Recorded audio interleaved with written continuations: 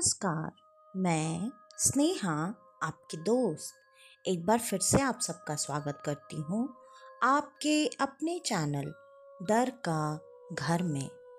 आज जो कहानी मैं आप सब के लिए लेकर आई हूँ, हमेशा की तरह उस कहानी की तरफ आगे बढ़ने से पहले मैं मेरे सारे दोस्तों को दिल से धन्यवाद देना चाहती हूँ।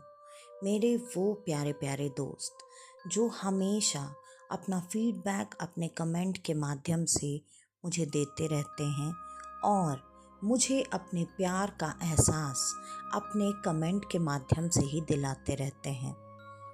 आज हमारे परिवार में एक जो नए सदस्य जुड़े हैं जिनका मुझे नाम पता चला है, मैं उनको सबसे पहले धन्यवाद देना चाहती हूँ।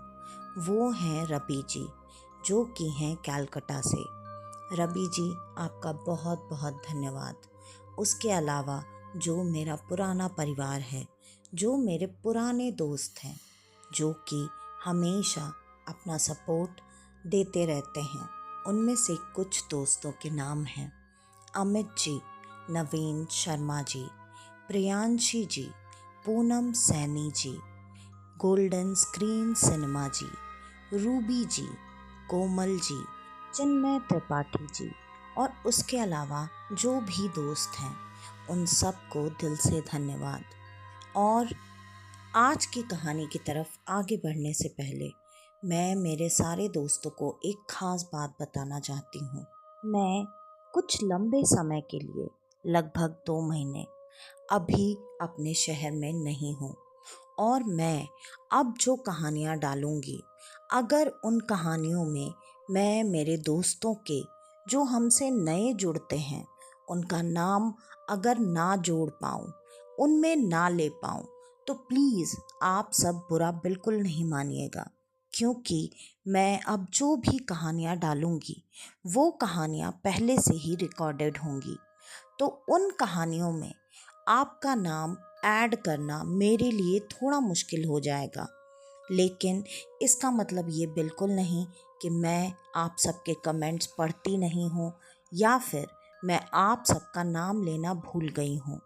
मैं इतना ज़रूर जानती हूँ कि मेरे दोस्त इतने समझदार हैं कि अगर मैं उनको ये बात बताकर ये काम कर रही हूँ तो वो अब मेरी हर सिचुएशन को समझेंगे। तो अब मैं आगे कुछ ज़्यादा ना बोलते हुए बढ़ती हूँ आज की कहानी की तरफ। आज की कहानी है ऋषभ की। ऋषभ जो कि एक ऐसा आम इंसान, वो अपनी ज़िंदगी की हर एक नॉर्मल चीज़ में हम आम इंसानों की तरह ही उलझा हुआ, जूझा हुआ इंसान था। ऋषभ भी उसी भाग दौड़ में बिजी था जिसमें हम सब लोग बिजी होते हैं, मतलब पैसे कमाने की होड़ में। उसके परिवार में उसके माता पिता, उसकी एक बहन और एक भाई थे। ऋषभ की शादी अभी तक नहीं हुई थी और ऋषभ ने यही तय किया था कि ऋषभ अपनी शादी इतनी जल्दी करेगा भी नहीं। वो पहले अपनी बहन की शादी करवाना चाहता था, उसके बाद अपने भाई को सेटल करवाना चाहता था, उसके बाद वो अपने शादी के बारे में कुछ सोचना चाहता था।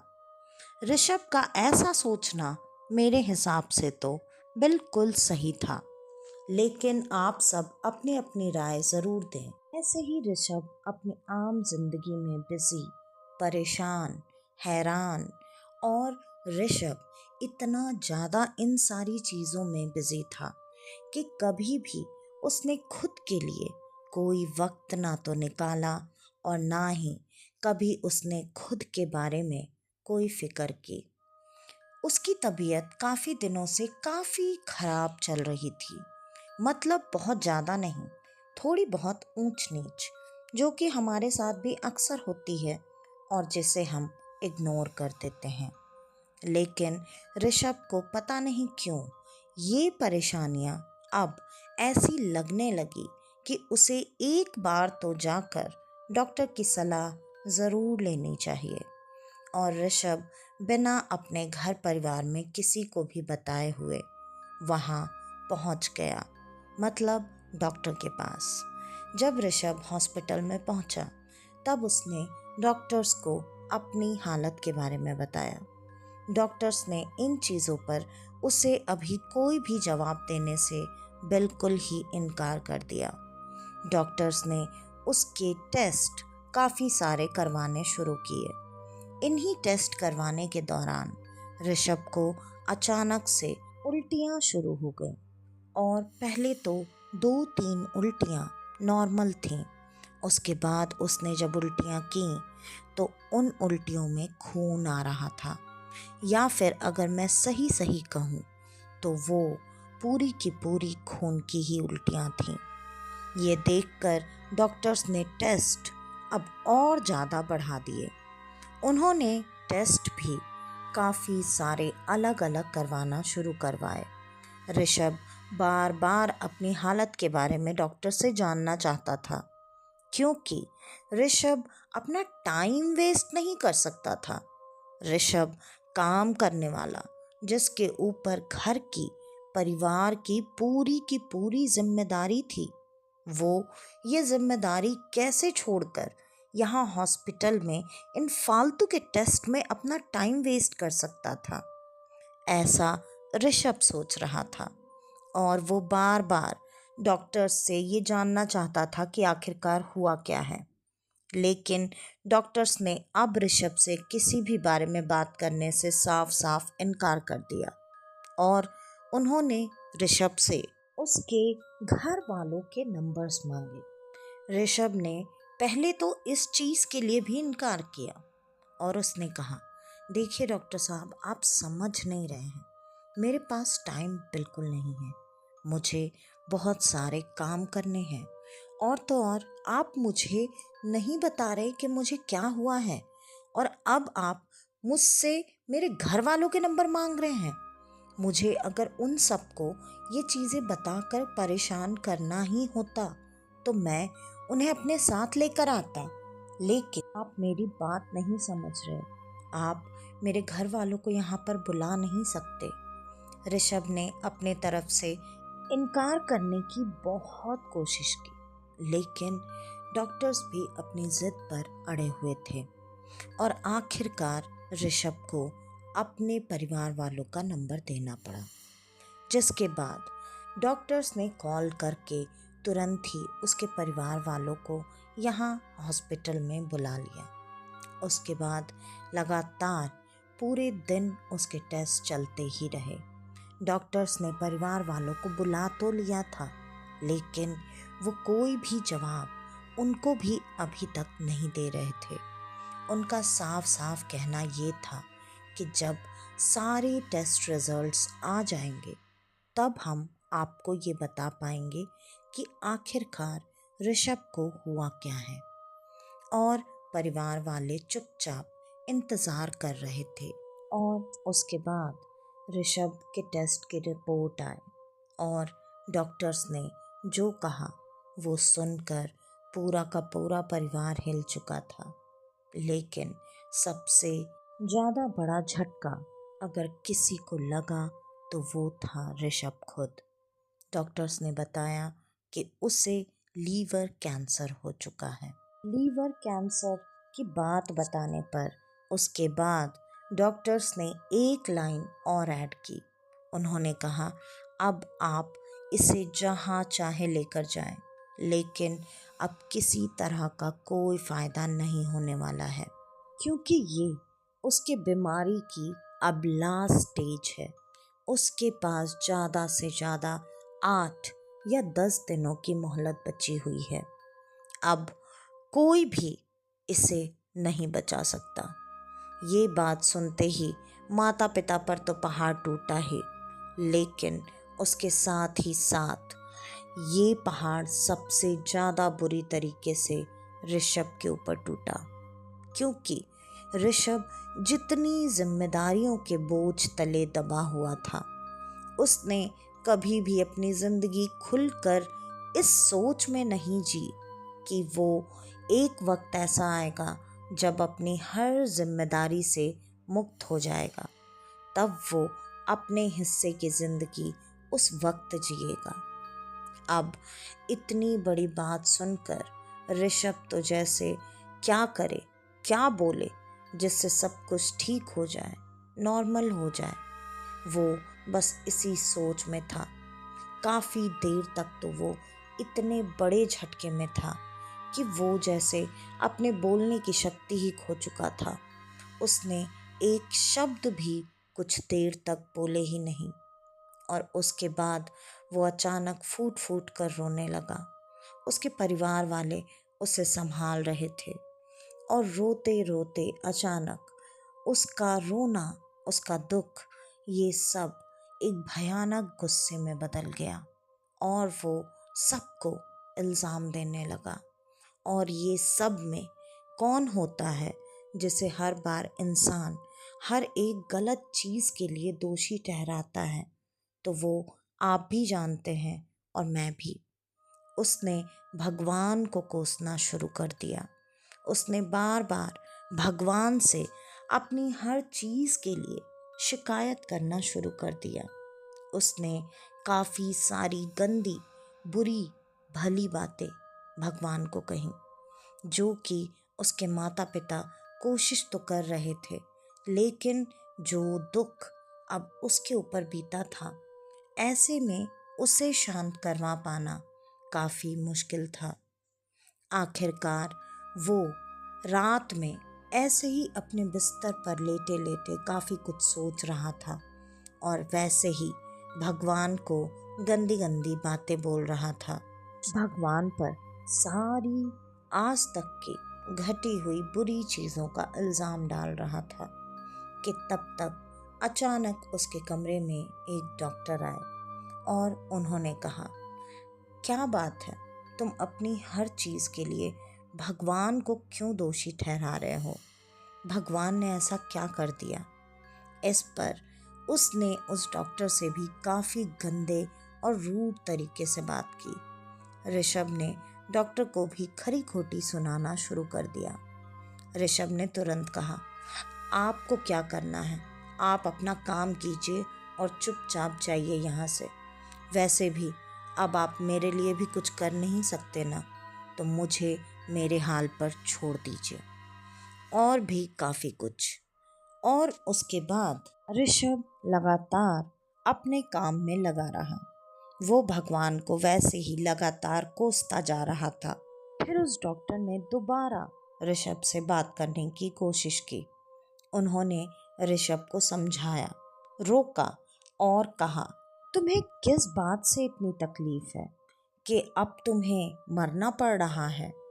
मुझे एक चीज़ समझ में नहीं आती, इंसान कभी किसी चीज़ में खुश क्यों नहीं होता? जब जिंदगी होती है तब शिकायत जिंदगी से होती है, जब जिंदगी जाने वाली होती है तब भी शिकायत जिंदगी से ही होती है, और जिंदगी के साथ साथ इस जिंदगी देने वाले से भी शिकायत होती है। इंसान कभी इस बात को तय ही नहीं कर पाता कि उसे असली प्रॉब्लम अगर है तो कौन सी चीज़ से है, इस जिंदगी से, इस जिंदगी को देने वाले से, या फिर अपने आप से, जो कि इस जिंदगी को सही तरीके से कभी इस्तेमाल ही नहीं कर पाया। अब ये बात सुनने के बाद ऋषभ थोड़ी देर के लिए चुप हुआ और फिर उसने डॉक्टर से कहा, आप मेरी तकलीफ़ क्या समझ सकते हैं? आप अगर इस सिचुएशन में मेरी जगह पर होते तो आपको समझ में आता कि ये कितना बड़ा दुख है कि अब मैं ज़्यादा से ज़्यादा 10 दिनों के अंदर मरने वाला हूँ। मुझे क्या क्या करना था, मैंने क्या क्या सोच रखा था, मेरी कितनी सारी प्लानिंग्स थी। मुझे बहन की शादी करानी है, मम्मी पापा को नया घर लेकर देना है, अपने भाई को सेटल कराना है। मैंने आज तक ज़िंदगी में कभी कोई चीज़ नहीं की मज़ा मस्ती के लिए या लाइफ को एंजॉय करने के लिए, सिर्फ ये सोचकर कि जब मैं अपनी सारी जिम्मेदारियों से मुक्त हो जाऊंगा तब मैं अपनी ज़िंदगी खुलकर जीऊंगा। ये बात सुनने के बाद डॉक्टर ने कहा, तुम एक बात जानते हो, तुम अकेले हो, जो कि ये सिचुएशन झेल रहे हो और तुमको ऐसा लग रहा है कि ये सिचुएशन सिर्फ और सिर्फ तुम समझ सकते हो, तुम्हारे अलावा कोई और नहीं है जो कि इस चीज़ को समझ पाए। लेकिन तुम खुद को एक बार मेरी जगह रहकर देखो। तुम जिस सिचुएशन से अभी गुजर रहे हो, ऐसी चीज़ मैंने इतनी बार देखी है जितनी बार तुम शायद सोच भी नहीं सकते। और मैंने हर बार ऐसे ही इंसानों को देखा है जो कि हर सिचुएशन में कंप्लेन करते हैं। मर जाए तो कंप्लेन, पैदा हो जाए तो कंप्लेन। उसके अलावा इंसान की इच्छाएं असीमित है, ये कभी भी ख़त्म नहीं होती, कभी भी पूरी नहीं होती। जब तुम्हारी आखिरी सांस के साथ तुम्हारी आखिरी इच्छा खत्म हो जाए, इसका मतलब तुम दुनिया के सबसे बड़े खुशनसीब आदमी हो।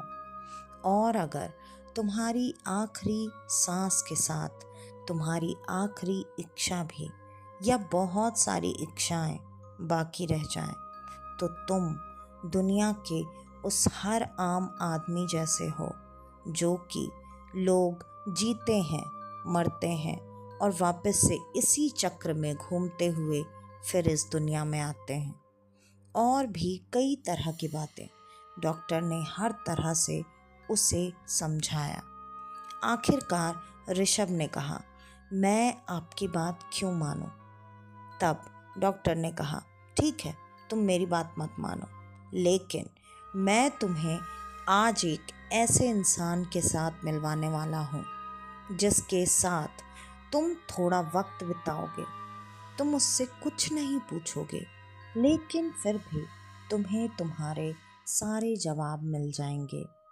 और जब तुम उन जवाबों से सेटिस्फाइड हो जाओ, तब तुम मेरी बात मान लेना। और अगर तुम्हारे सारे जवाब मिल गए तो तुम ऐसे कंप्लेन करना, भगवान को दोषी बनाना बंद कर दोगे। और अगर तुम्हें तुम्हारे जवाब नहीं मिले और तब भी अगर तुम्हारे दिमाग में कुछ और करना बाकी रह गया, तो फिर मैं तुम्हारी ज़िंदगी 1 महीने की और बढ़ा दूंगा। ये बात सुनते ही ऋषभ हंसने लगा। उसने कहा कि अगर आप सच में ऐसा कर ही सकते थे तो आप लोगों ने ये क्यों कहा कि अब मेरी ज़िंदगी सिर्फ 8 से 10 दिन की बची हुई है। आप 1 महीने और मुझे दवाइयों के सहारे ज़िंदा रख सकते हैं। लेकिन तब उस डॉक्टर ने कहा, नहीं, ऐसा नहीं संभव है। लेकिन तो भी मैं तुम्हारी इस बात से और इस शिकायत को दूर करने के लिए ये करूँगा।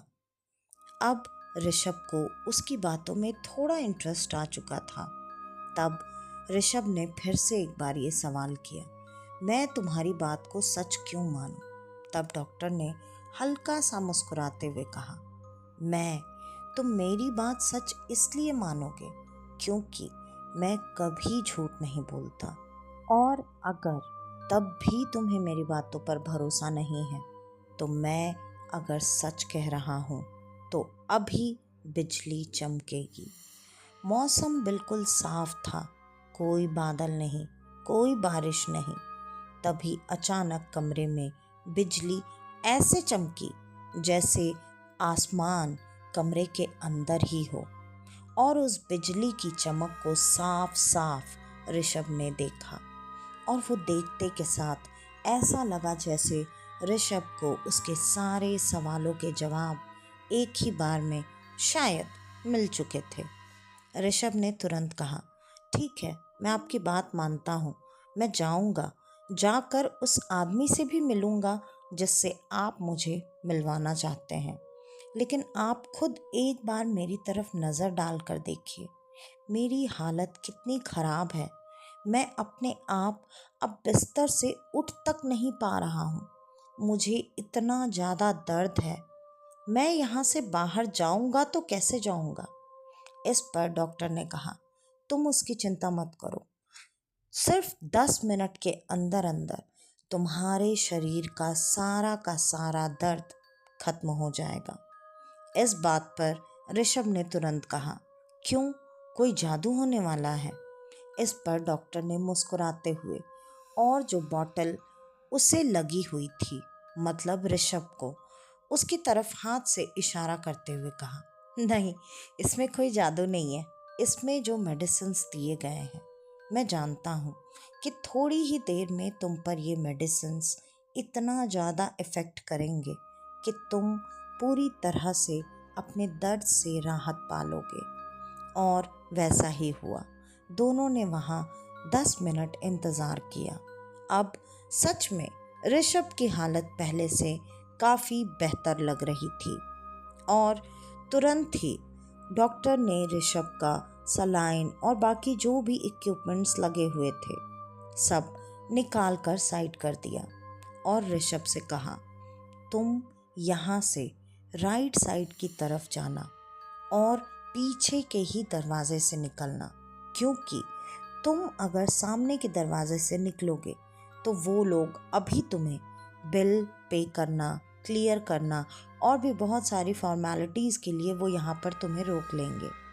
लेकिन तुम उसकी चिंता बिल्कुल मत करो। जिस कपड़े में हो उसी कपड़े में तुम अभी के अभी पिछले दरवाजे से निकलकर राइट साइड की तरफ आगे बढ़ते जाना, तब तक जब तक कि तुम्हें वो माइलस्टोन, वो पत्थर जिस पर मील दूरी किलोमीटर्स में लिखी हुई होती है, वहाँ पर पहुँचने के बाद तुम्हें जो आदमी मिलेगा उसके साथ तुम्हें थोड़ा वक्त बिताना है और तुम्हें तुम्हारे सवालों के सारे जवाब अपने आप मिल जाएंगे।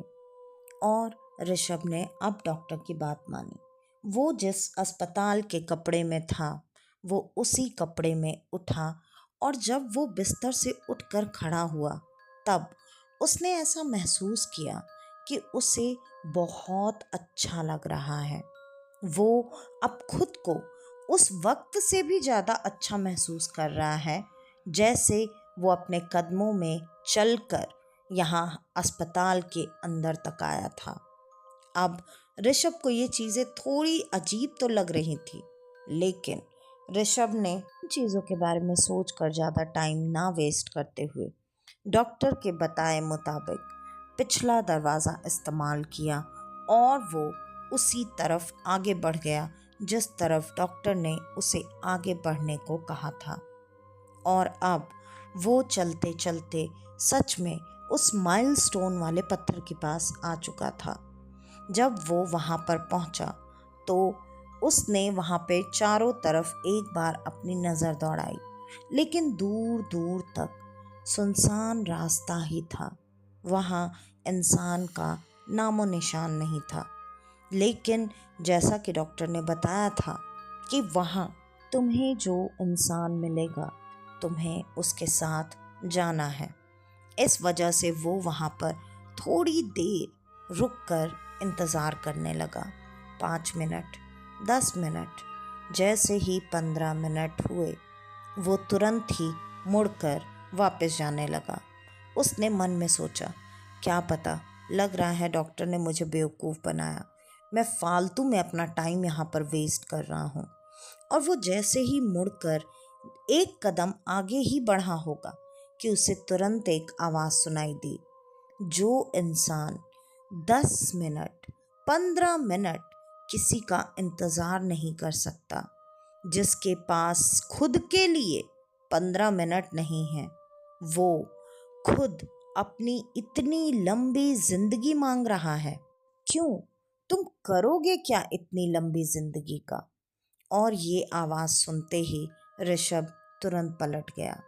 उसने जैसे ही पलट कर देखा, ऋषभ उनको देखता ही रह गया। उनका डील डॉल, कद काठी, सब कुछ ऐसा था जैसे मानो ये पता नहीं कौन है। वो उनके चेहरे पर एक अलग सा तेज था।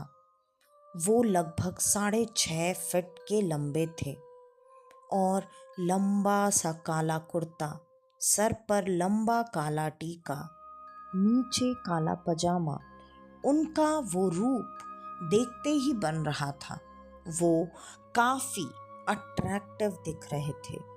और उनको देखने के बाद ऋषभ ने तुरंत कहा, आप अगर इतनी देर से मुझे देख ही रहे थे तो आप पहले ही मेरे पास क्यों नहीं आ गए। इस पर उन्होंने मुस्कुराते हुए जवाब दिया, तुम जो कि खुद अपनी एक लंबी जिंदगी की उम्मीद लगाकर यहाँ पर आए हो, वो अपनी ही जिंदगी में अपने ही कुछ घंटों में सिर्फ और सिर्फ 10 से 15 मिनट अगर खुद के सवालों के लिए नहीं निकाल सकता तो तुम इतनी लंबी जिंदगी का करोगे क्या। आज तक तुमने अपनी इतनी लंबी जिंदगी का किया क्या है, मुझे सिर्फ इतना जानना है। तुम्हारे पास पहनने के लिए कम से कम 40 जोड़े जूते हैं।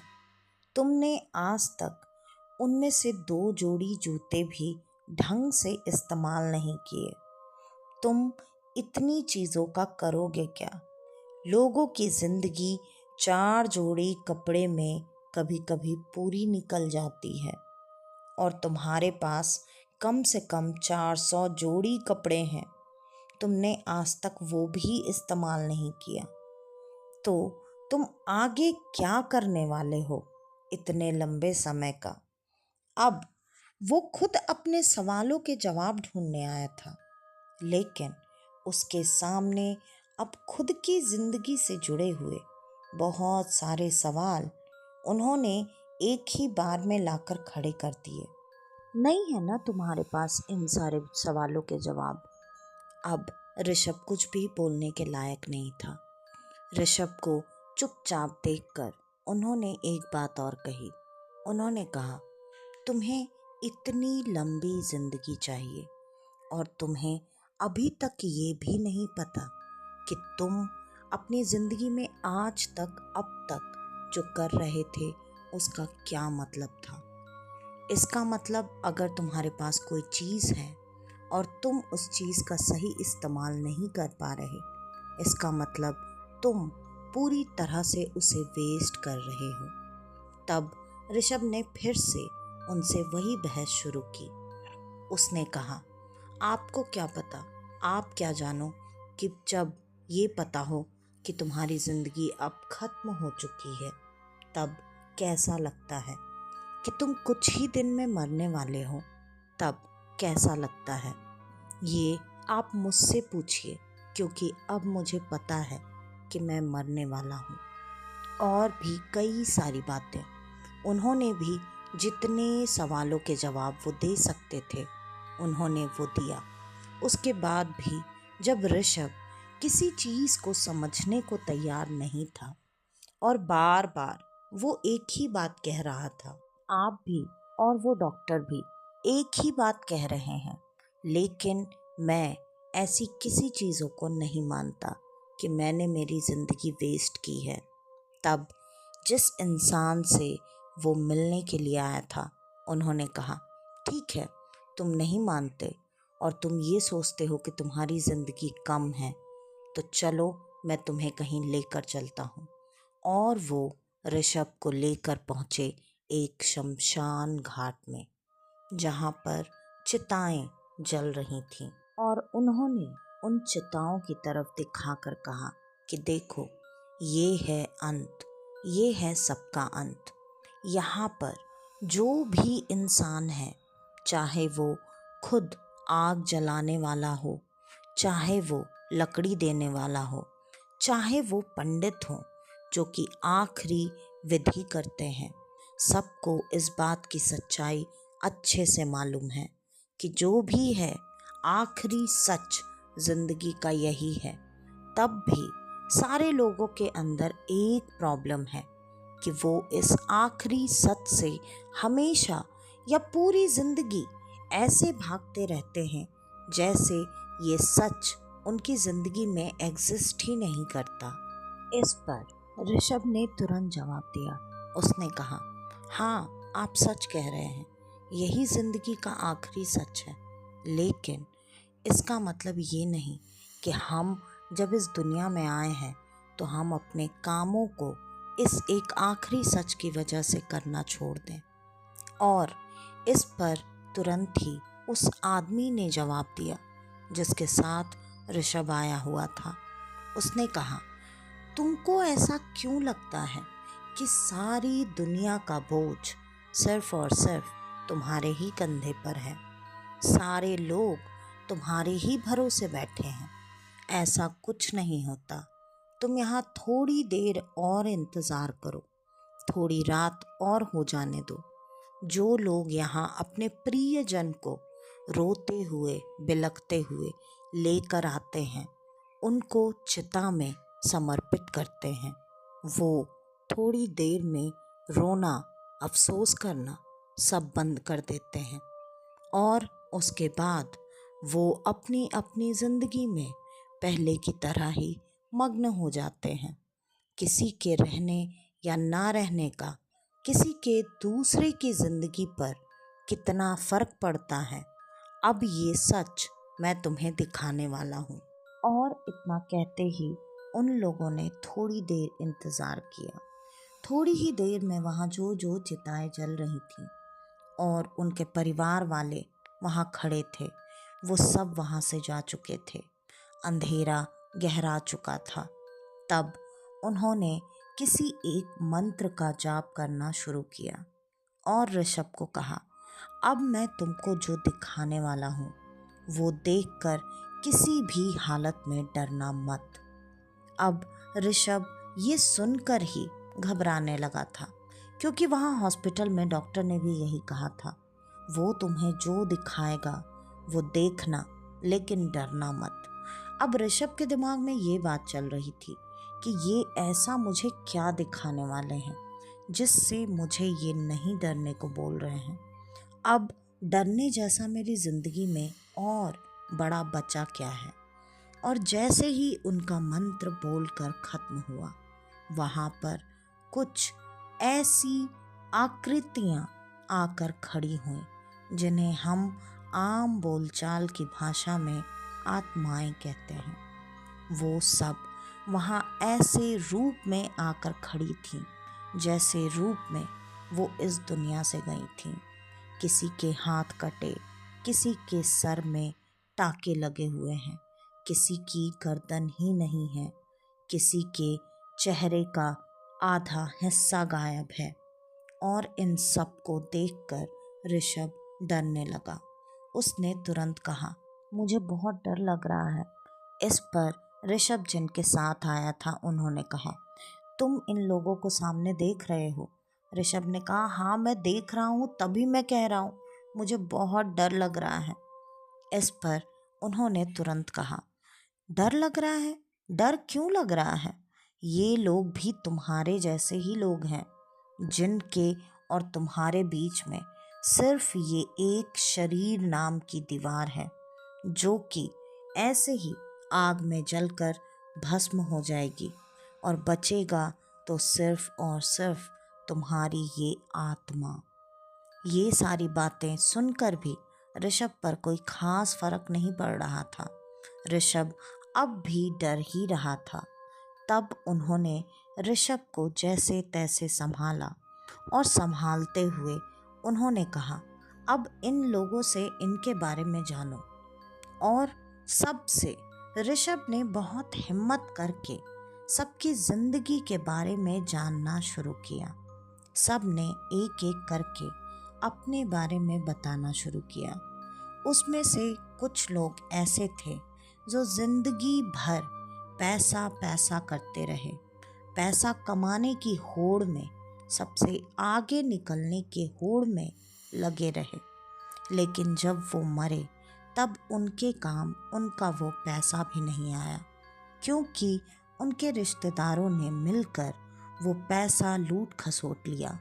और उसके बाद उनके खुद के अंतिम क्रियाकर्म के लिए भी वो पैसा काम नहीं आया, क्योंकि उन लोगों ने पैसे देकर कोई भी संस्कार कराना एक मरे हुए इंसान के लिए सही नहीं समझा। ऐसे ही सबकी अपनी अपनी कहानी थी। कुछ परिवार के पीछे पूरी जिंदगी परेशान रहे और आखिरकार उनके मरने के बाद उसी परिवार वालों ने उनके अंतिम क्रियाकर्म की सारी विधि पूर्ण नहीं करवाई, जिसके वजह से वो आज भी आत्मा बनकर भटक रहे हैं और अपनी मुक्ति का मार्ग खोज रहे हैं। तुम जो इस शरीर से बंधे हुए इन रिश्तों के पीछे भाग रहे हो, ये रिश्ते, ये नाते, सब कुछ सिर्फ और सिर्फ इस शरीर मात्र चीज के लिए ही होता है। ये शरीर खत्म होते ही कौन अपना कौन पराया, और जो भी तुम्हारे आज अपने हैं जिनके लिए तुम ये अफसोस कर रहे हो कि तुम कुछ नहीं कर पाए और तुम्हारी पूरी जिंदगी बर्बाद हो गई, वो ही लोग तुम्हारे जाने के बाद शायद तुम्हारे लिए कुछ भी करने से मुकर जाएंगे। ये सारी बातें सुनकर ऋषभ को बुरा तो बहुत लगा, लेकिन ऋषभ के मन में अब भी एक ही सवाल था कि मैंने आज तक ऐसा क्या बुरा किया है। मैंने कभी किसी का कोई ना तो बुरा किया, ना ही बुरा चाहा, और मैं तो भगवान की पूजा भी करता था। तो मेरे साथ ऐसा क्यों हुआ कि मेरी जिंदगी इतनी कम, इतनी छोटी, ऐसा क्यों? तब उन्होंने उससे एक जगह और अपने साथ चलने को कहा और वो एक तालाब के पास पहुंचे। वहां पर तालाब के पानी में उन्होंने ऋषभ को ध्यान से देखने को कहा, और जब ऋषभ ने ध्यान से उस तालाब के पानी में देखा, तब उसे अपने सारे पिछले किए हुए कर्म उसमें नजर आने लगे, जिसमें उसने देखा कि वो अगर कभी भी कोई भी चीज़ अपनी जिंदगी में खरीदता था, लाता था, जिससे उसे खुश होना चाहिए था, उसे सैटिस्फाइड होना चाहिए था, उन चीज़ों को उस तरीके से इस्तेमाल करना चाहिए था।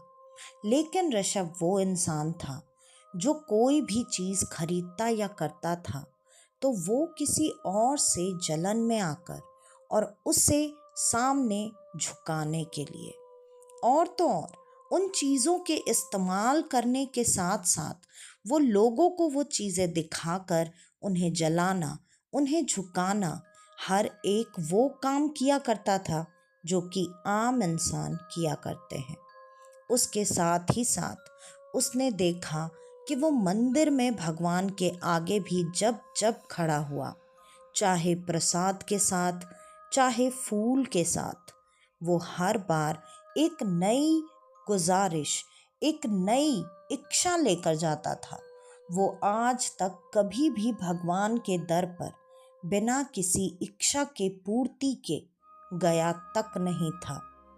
और तो और उसने जब अपने प्रियजनों के सारी चीजें उस तालाब के अक्स में देखी, तब उसने देखा उसकी बहन जिससे वो इतना ज़्यादा प्यार करता है, वो बहन भी अपने दोस्तों में, अपने सहेलियों में ये बोलकर खुद को बड़ा और अपने भाई को छोटा बनाती है कि उसका भाई हमेशा हर चीज़ के लिए रोकता टोकता है। उसमें उसकी बहन की क्या भलाई है, वो उसे कभी नहीं नजर आया। और तो और उसके मन में हमेशा से ये बात थी कि बस एक बार ये लोग मेरी शादी किसी अच्छे घर में करा दें, उसके बाद मैं जिंदगी में कभी पलट कर इन सब की तरफ नहीं देखूंगी। छोटा भाई जिसको वो अपने बेटे की तरह मानता है, उस छोटे भाई की भी सोच कुछ ऐसी ही है कि अगर मैं भैया भैया करके चापलूसी नहीं करूँगा तो भैया मेरे पढ़ाई के लिए पैसे नहीं देगा।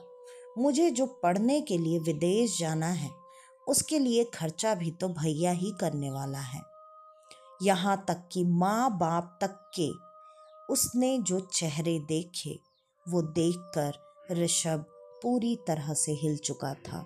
उसने देखा उसके माँ बाप अपने बच्चे पैदा होने की खुशी में इस चीज़ से ज़्यादा खुश थे कि उनके पास उनके 2 बेटे हैं।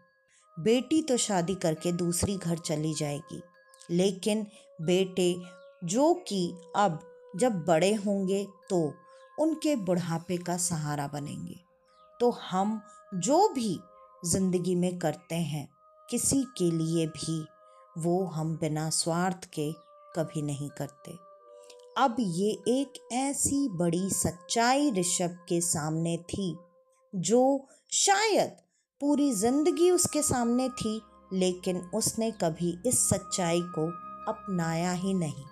अब जब आज ऋषभ ने अपनी जिंदगी से जुड़ी, सबकी जिंदगी से जुड़ी इतनी बड़ी बड़ी सच्चाइयाँ देखी, जानी, तब उसे ये पता चला ये पूरी दुनिया और इस दुनिया का चक्र सिर्फ और सिर्फ एक मोह माया है। वो जो कि अभी थोड़ी देर पहले अपनी जिंदगी बढ़ाने के लिए गिड़गिड़ा रहा था, परेशान था कि अब उसकी ज़िंदगी खत्म, आज वो इस गिल्ट में था कि उसने आज तक अपनी ज़िंदगी में जो भी किया, चाहे वो जानवरों के लिए हो चाहे इंसानों के लिए, सब का सब सिर्फ और सिर्फ स्वार्थ था। किसी भिखारी के कटोरे में दिया हुआ दान से लेकर इंसान का खुद का बनाया हुआ मकान तक, सब सिर्फ और सिर्फ स्वार्थ है, उसके अलावा कुछ नहीं। ये पूरी की पूरी दुनिया सिर्फ और सिर्फ स्वार्थी है। अब उसका उस जीवन से और हर एक चीज़ से मोह का बंधन जैसे टूट गया, खत्म हो गया। तब उसने उनसे पूछा कि आप कौन हैं जो आप मुझे इतना कुछ दिखा रहे हैं, बता रहे हैं और समझा रहे हैं। अब मैं आपके बारे में समझना चाहता हूँ। तब उन्होंने मुस्कुराकर कहा, तुम मेरे बारे में क्यों समझना चाहते हो? तुम तो पहले से ही मेरे बारे में जानते हो। मैं तुम्हारे जन्म के वक्त से लेकर तुम्हारे हर एक समय में तुम्हारे साथ होता हूँ। सिर्फ तब तक तुम्हारे सामने आने का इंतज़ार करता हूँ जब तक कि सही वक्त ना आ जाए, और मैं फिर अनंत काल तक, जब तक कि तुम इस दूसरे जीवन चक्र में दोबारा ना फंसो, तब तक मैं तुम्हारे ही साथ रहता हूँ। तो बताओ, तुम ही बताओ कि मैं कौन हूँ। तो अब ये आप बताइए कि वो कौन था। जहाँ तक मुझे पता है, अब सब जानते हैं कि वो कौन थे। वो स्वयं मृत्यु थे, जिन्होंने ऋषभ की आँखों से एक ऐसा पर्दा हटाया, जो पर्दा शायद हम सब कहीं ना कहीं ओढ़ कर चलते हैं। उसके बाद ऋषभ की ज़िंदगी में उसे किसी तरह का कोई अफसोस, कोई मलाल नहीं रहा। और कहते हैं कि ऋषभ ने उन 10 दिनों को इतने अलग तरीके से जिया जैसा कि उसने आज तक पूरी ज़िंदगी कभी नहीं किया था। और उसके बाद ऋषभ खुशी खुशी 10 दिनों बाद इस दुनिया को अलविदा कहकर चला गया। तो आज की ये कहानी यहीं पर ख़त्म होती है। आपको हमारी आज की ये कहानी कैसी लगी, हमें कमेंट करके ज़रूर बताइएगा।